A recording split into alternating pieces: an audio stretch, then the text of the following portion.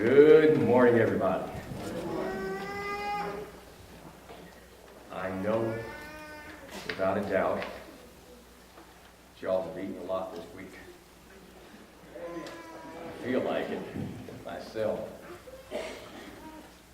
We've rejoiced in being with one another.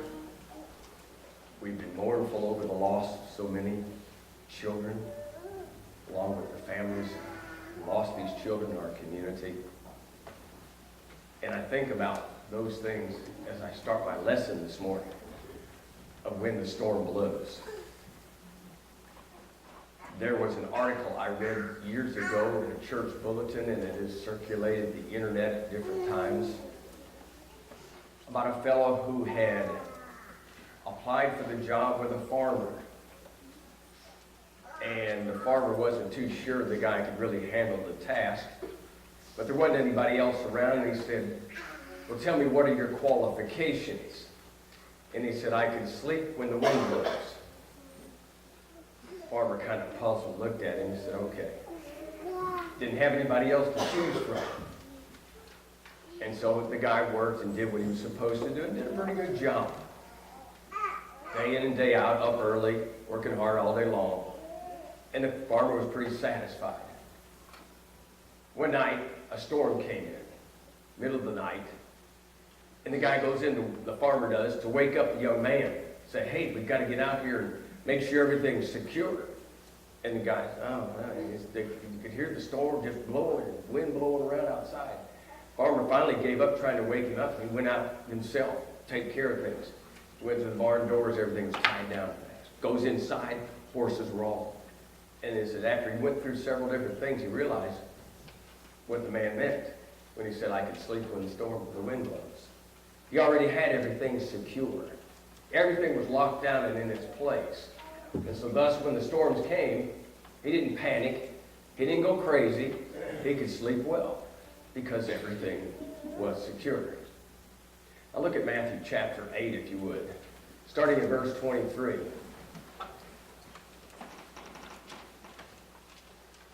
Oftentimes you have probably read this section, and maybe if you're kind of new to the Bible and don't feel strange, if not, because having been an adult before I was first introduced to the Bible, in fact, it's been not that many years ago I read that for the first time. But here's Jesus. He gets into a boat, verse 23, with his disciples. I'm sorry. And they follow him.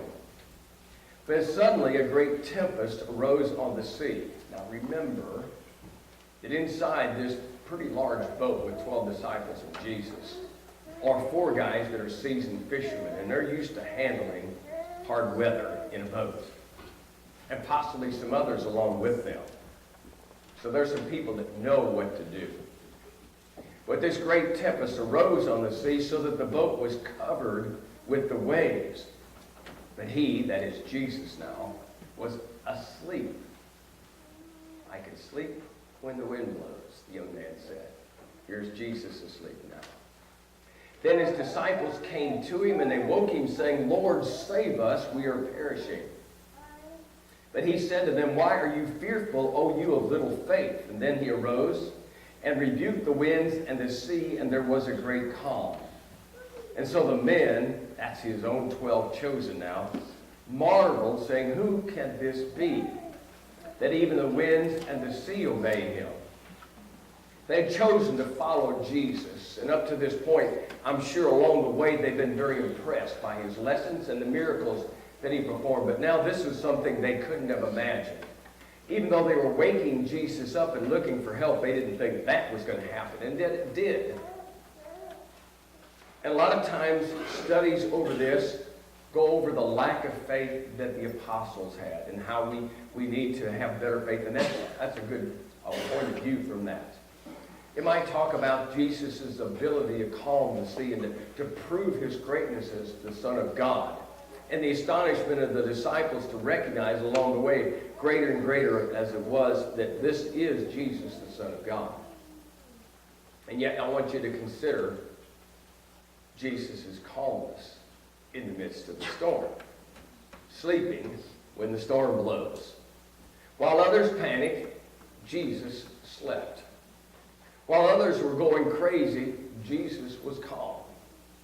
And you might say, well, yeah, of course, because he's the Son of God and he knows what he's going to do, quite capable of handling things. And yet, there is a humanity in Jesus that ought to be recognized.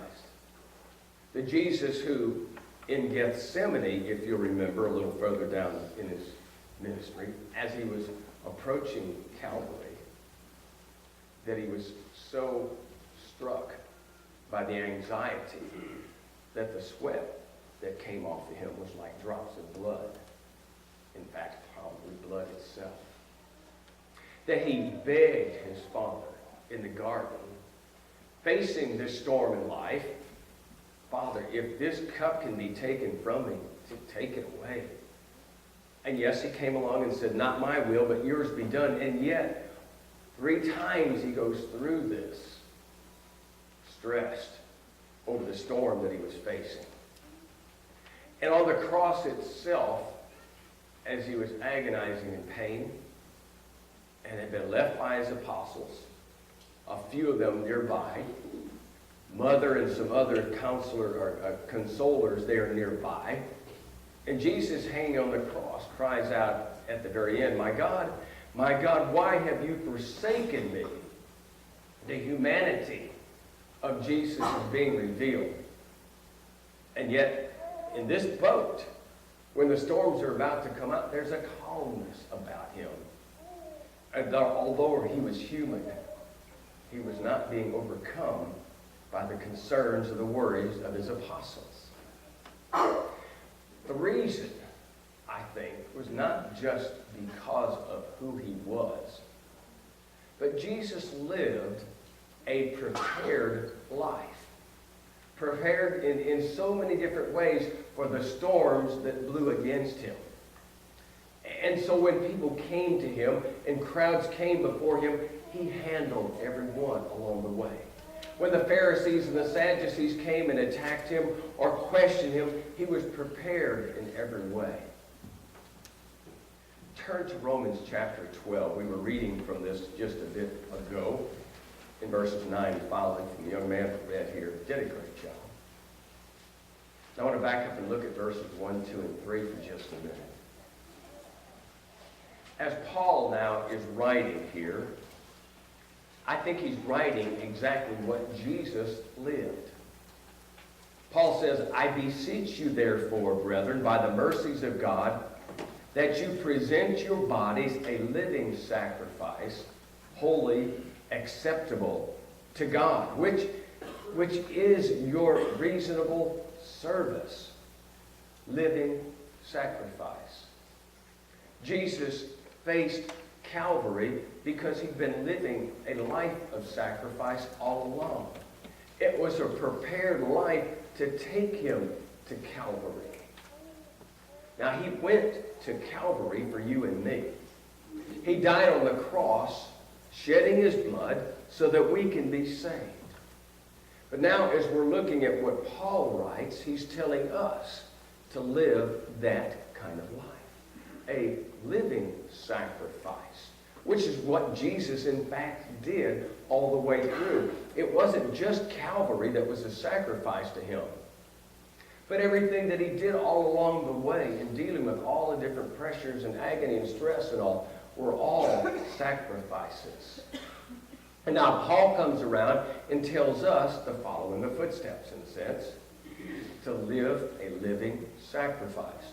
It's just holy and acceptable. That is your reasonable service, you see. When you think about it, as we look at Jesus and the sacrifice that he did for us, when we look at what Paul's calling on us to do, it is a sacrifice for God. But out of it, others benefit too. When we can stand up to the storms of life and live a prepared life of sacrifices, it leads others to be able to step behind us and do the same. When things of difficulty enter our life, and our life doesn't waver, Our life stands strong. Those that are nearby us take courage, you see. And they're able to measure up to that only because they see us doing the same. And so, in a sense, we are blessing others by maintaining our life of stability in the storms and living those sacrifices. It is, in a sense, part of our reasonable service as children of God, to follow in the footsteps of Jesus. That the community and the people around us, when they see things happening in our life, step back when they see a life that's prepared like Jesus's. And they're impressed, but they're also challenged to take courage when they meet the same kind of storms or different ones in their life. And so we, in a sense, bless those as Jesus blessed us. By his sacrifice, we bless others. Paul writes, or rather Luke writes, a comment from Paul. Paul was a tremendous encouragement to so many people who lived in his day and time. And the different things that he went through in the storms that came into his life. On his missionary journeys in so many places, and quite often was beaten, challenged, even stoned. He describes in one of his letters all the different things that he went through. In chapter 14, we're following along in some of Paul's missionary journeys. And as he goes through there, the people of one town follow him to another town. There they take him out and they stone him and they leave him for dead. Paul gets up from the rubble with the rest of the Christians and he goes on his missionary journey. And then above all things, he turns around and comes back to the very place where they'd stoned him. And he looks at his fellow Christians in Acts 14, verse 22. And he says, we must go through many hardships to enter the kingdom of heaven. I think about what Paul's talking about here and the storms that we're going through. He says, we've got to stand strong together. If we don't stand strong together, we will fall. We will fail. We will shrink from what our job is. And so Paul is throwing that challenge out. And they're looking at him, and no doubt, probably by this time, some of the bruises may have faded, but a lot of them probably didn't. And they're looking at Paul so beaten and stoned and horrible looking. And nobody asked the question, Paul, what do you mean, hardships? Because they're looking at him and they're seeing it on his face. They were the ones that were probably there when he got up out of the rubble after being stoned. And now he's back there saying, it's your turn too, you see. Living sacrifice. It's just our reasonable service. When the storm blows, you see, we've got to stand strong. Now verse 2. As we think about what's going on in the world and all the things that are happening, a lot of the world wants us to give in to them. They don't like us standing pure and straight before them. And so Paul throws the challenge out. And he says, and do not be conformed to this world. You see, they're after us. They're wanting us to give in. They're trying to pressure us. Paul says, don't do that. But live a life that's transformed. When we think about this prepared life, it's one that starts on the journey that doesn't give in to what's happening in the world. All the world may be going along with one another, but the rest of the world and those around us identify who we are by the way we live. We're not conformed to this. We don't give in that way. We live a different life. And that's what Jesus did, you see, in so many different ways. When he was challenged even by those that were around him, who were called religious leaders, he was so uniquely different, so loving, so caring, but so straight and so holy in every way. And so they looked at him and they took courage when the storms blew, because they could stand strong when they're with Jesus. And so we live the same life, you see, when the storms blow. When things cause us or pressure us to cave in with them. No, we don't. Not on this watch. Not while we're walking with Jesus. We live a different life. We prove, as we look at this, what is the will of God by what we do. You see what the verse says here. We're transformed by the renewing of our mind that you may prove what is the good and acceptable and perfect will of God. We demonstrate by who we are. We demonstrate by what we do. Now, verse 3, a third point here as we look at this. For Paul says, for I say, through the grace given to me, he says, to everyone who is among you, not to think of himself more highly than he ought to think. But think soberly, as God has dealt to each one a measure of his faith. This attitude, now Paul says, that the world has, when they feel like they've got it all together, and you see the pride about to burst, and that I am this and I am that, and Paul looks around, I'm sure he sees the Pharisees, and Paul was one himself. And he recognizes that temptation to look at the rest of the world and say, I'm better than you are. Paul said, hey, wait a minute. While you're living that sacrifice life, while you're not conforming to the world, don't think you're better than the rest of them. Don't think you're any higher. You've got a prepared life. You're living it like you should, but recognize it's only because of what God does for you. And so he says, through the grace that's given to me, I'll say this. Paul didn't even speak that challenge without considering how God has blessed him and taken care of it. So don't think you're such a big thing. That's one of the songs years ago, Mr. Big Step. Who do you think you are? The fact is, we're nothing. Absolutely nothing without the grace of God. And so as we're looking at the storms that blow into our life, we recognize that we can rise up to do the things that we want to do only because God's grace gives us the strength and stands with us and helps us in those things. If we don't do that, if we brag about who we are, we rob God, because he's the one that does those things through us. And we're a discredit to the others because instead of saying we're a sacrifice, now we say we're something great. And it loses all effect that it should have in challenging others. That sacrificial life, then, as you look at it, picks up, as we look at verses 4 through 7, the life of service. For as we, having many members in one body, but not all members have the same function, so we, being many, are one in body in Christ, individually, members of one another, having then different gifts, according to the grace that is given to us, let us use them. So he says, if prophecy, let's prophesy, in proportion to our faith, what God's given, of course. If it's ministry, let's use it to ministry. And if it's teaching, for those that teaching. And so as we're looking at it, there's a life of service by what God has blessed us with. This prepared life, and now it becomes a life that is sacrificial in service to others as we extend it in that direction. And it blesses others in a lot of other ways by the deep abiding love. And what we read just earlier here, verse 9 and following, let love be without hypocrisy. Abhor that which is evil, cling to that which is good. Be kindly affectionate, he goes on, to one another in brotherly love. When the storm blows, as we're looking at what's happening here, first of all, we recognize it's a sacrificial thing that we're prepared for. We prepare our lives and continue to live that. We don't conform to the world.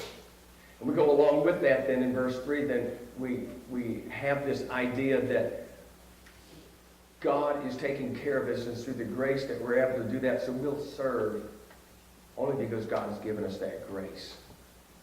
Now we turn around and we serve others, and we love others in the same way. I think about what our community's gone through. I think about some of the things that we've gone through as individuals, and some of you continue to go through. The storms that have blown into your life. The difficulties that continue on a daily basis for some of you. And yet, we'll make it through those as we prepare ourselves to do it. That it's done as a matter of our part of our Christian life. That we prepare ourselves sacrificially. We prepare ourselves by not conforming to the world. We prepare ourselves then and not thinking any higher than we ought to, but we're just who we are as Christians. And we only have what we have by the grace of God. And so we'll serve others, and we'll love others, and we'll do those things that Jesus always did. Not conformed, but determined to make a difference.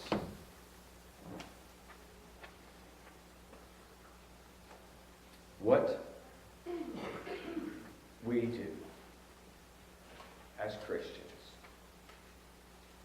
how we live, what we say, and how we treat others will not only make a difference in our eternal destination, but will be a major impact in that in the lives of others.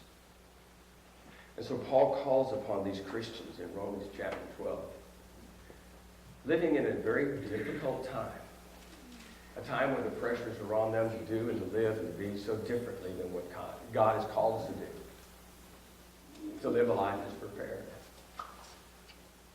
Because he recognizes the impact that we make as individuals. They don't have Jesus to see. They have us. And so, people of the world need to see Christ's sacrifice through ours. Need to see the way Christ lives through our not conforming to the world. They'll only see that when you live it. And when you live that transformed life. And it measures, you see, for us as Christians to allow us to stand united together. And it causes for the world to look at us and say, that's different there. Sacrificial life, a life prepared. When the wind blew, Jesus, he slept. He wasn't worried. His life was prepared. Live a prepared life. Now, as we face holidays, and we recognize that what's going on in this world around us, not only just this community, but so many things are happening that are harmful and destructive to the spiritual lives of people, that tend to tear at people because of so many things, that we've got to stand strong for these people. We've got to reach out to these people. We've got to do what we can do, especially in this time. Sermon, as we call it, is closed. Think about what we're talking about. But look at your life this morning and ask yourselves, in closing here, who am I and what do I do? What kind of impact, what kind of difference am I making? And if I'm not doing what I ought to be doing, is it not time to change? And while we stand and sing, if you hear the gospel call, and you need to repent, or you need to be baptized, or you just need to pray of the church, we're here to help. Please come while we stand.